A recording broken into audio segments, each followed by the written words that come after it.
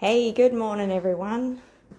Sending you a big g'day from down under. It's a reasonably crisp morning here. In our winter's morning, excuse me, as I walk past all my noisy stuff. Come with me on my little walk out in the great outdoors. And we are going to be talking today about the power of the tongue. So what is the power of the tongue? Come with me for a little mini teach. What is a mini teach, you may ask? Well, a mini teach is a short power pack of teaching in less than 10 minutes. All right, hang on. I got too many things in my hand. Let me get out of this door so I can speak to you without moving the camera quite so much. Okay.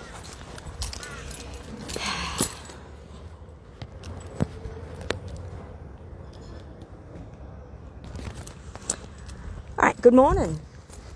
So you've probably often heard this passage that I'm going to share with you guys today. But I want to just put a bit of a caution around it that sometimes this particular passage is a bit misquoted in certain circles and used a little bit out of context. So we're going to go there with the context today.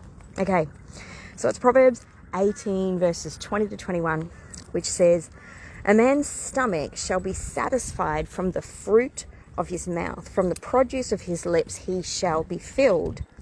Death and life are in the power of the tongue, and those who love it will eat its fruit."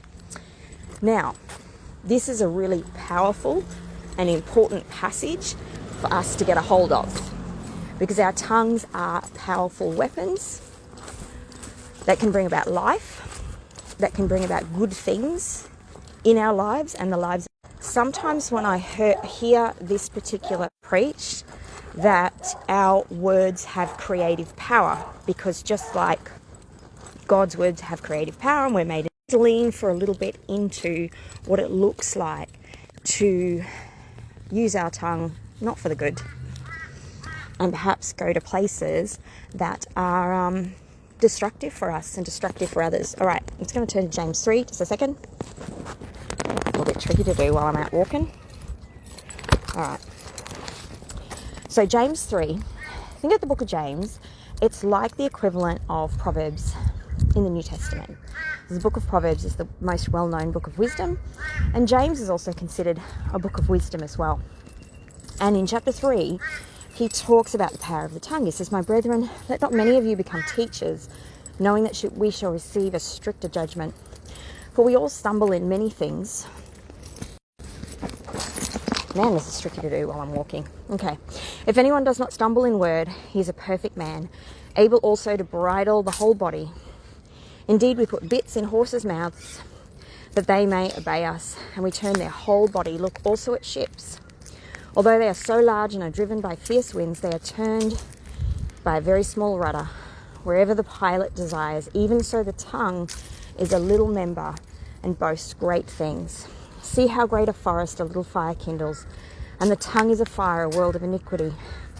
The tongue is so set among our members that it defiles the whole body and sets on fire the course of nature, and it is set on fire by hell. For every kind of beast and bird, of reptile and creature of the sea is tamed and has been tamed by mankind. But no man can tame the tongue. It is an unruly evil full of deadly poison. With it we bless our God and Father, and with it we curse men, who have been made in the similitude of God. Out of the same mouth proceed blessing and cursing. My brethren, these things ought not be so. Does a spring send forth fresh water and bitter from the same opening? Can a fig tree, my brethren, bear olives, or a grapevine bear figs? Thus no spring yields both salt water and fresh." And I want to put it to you that the power of your tongue has the ability to bring both life and death in your life and in the lives of those around you. And I would put it to you that these scriptures, which are so often used in terms of we have creative power and we can manifest things with our mouths. No. Not in terms of being able to manifest something that is against the will of God, obviously. What these passages are referring more to is the importance of speaking life within relationships. If you speak life within your relationships, then your relationships will bear good fruit. And your relationships will blossom and will grow. But if you speak death within those relationships, if you speak negativity, if you are harsh and you are critical, then those relationships will not flourish. Now, I am not referring to or negating the need to speak truth in love. We need to do that. But that comes from a place of relational equity. We don't just go around smacking people down with the truth. So, just to qualify what I'm saying, because I'm not saying that you can't speak and manifest things of God in your life through the power of your tongue. You absolutely can, but you need to use the word of God to do so. Because if we try and manifest things in our lives outside of the revealed will of God, which is found in his word, then we are going to find ourselves in some murky places. So in that way, the tongue absolutely has power. And it's, as the book of James says, it's a world of iniquity. And it's something more than anything that we need to tame. It's definitely been my biggest struggle in life, is to learn to tame the tongue. Still learning. How about you guys? Still learning? So the power of the tongue in terms of speaking life and death is not about creating worlds with our words. As I said earlier, that is borderline heretical. But it is about speaking life into our relationships, into our world, into our sphere, and those things that the Lord has granted us authority within. It's essentially our sphere. It's the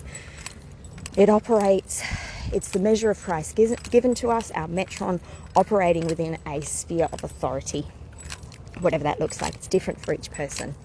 All right, I pray that blessed you today. I'm sorry, this was a bit of a bumpy one today. I don't know if reading my Bible and walking and holding a phone at the same time is exactly a good idea, but thanks for persevering.